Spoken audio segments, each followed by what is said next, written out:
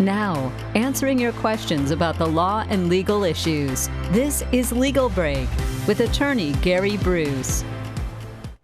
Hello there and welcome. Welcome, Gary. Good to be here this morning. Yes, Thank you. Glad to have you. Good. All right, let's get right to today's question.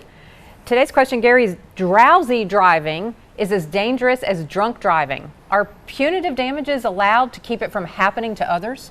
You know, it's a good thing to talk about because we see it a lot, Yeah. and I think it's actually more prevalent than drunk driving. But bottom line is this: every wreck, every incident, every time somebody gets hurt in a legal situation, it's the result of somebody's bad decision. I mean, these are not. The word accident just means it wasn't intended. Okay. Yeah. But it's still a bad decision that people are responsible for. Okay. So whether if it's drowsy or drunk. The question then becomes, was it so bad that it rises to the level of being punitive? Okay, so what has to happen then to cause it to be a punitive action? And so if you're sitting on a jury, the judge will read you a charge, and you're supposed to absorb all this. Right.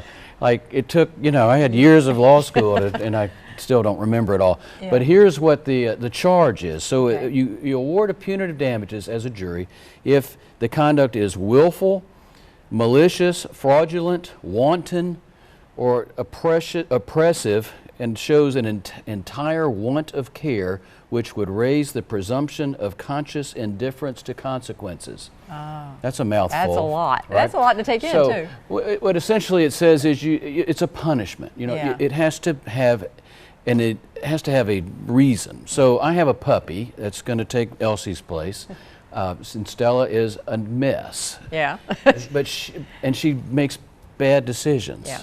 And she causes problems. And but she didn't intend it, you know? Yeah. Now, if I know she's going to cause problems and I put her in that position where she causes problems or hurts somebody or destroys something, you know, then that's on me, you know? So where I see this happening on drowsiness is someone's overworked and put in a truck, you know, or someone is just given, they know it's a problem and they still entrust them with a vehicle. All of us drive sometimes when we're drowsy, or I guess when we wish we weren't. I hope we'll pull over and make the right decision and not a bad decision.